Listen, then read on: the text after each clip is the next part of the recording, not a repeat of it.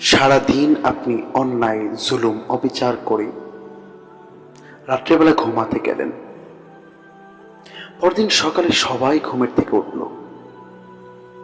সবাই আপনাকে ডাক দিল, কিন্তু আপনি আর ঘুমের থেকে উঠতে পারলেন না, কারণ আপনি আর দুনিয়াতে বেঁচে নেই।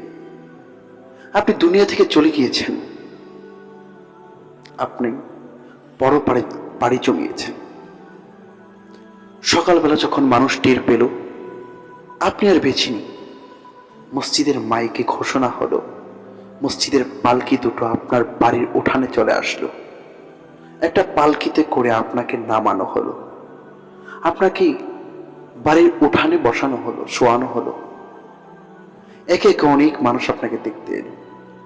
কেউ কেউ বলছে লাশকে দেরি করাতে নেই, তাড়াতাড়ি গোসল শেষ করিয়ে দাফন কাফনের ব্যবস্থা করো।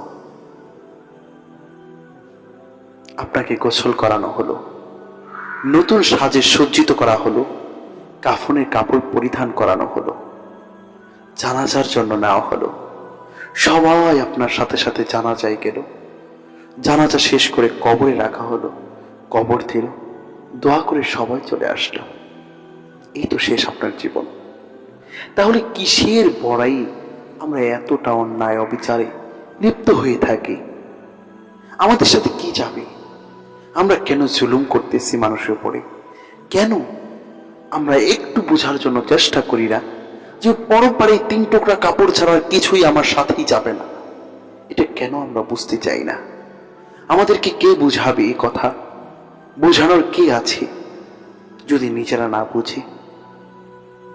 তাই এখনো সময় আছে, পরপারের চিন্তা করুন, অন্যায় অবিচার থেকে দূরে থাকুন।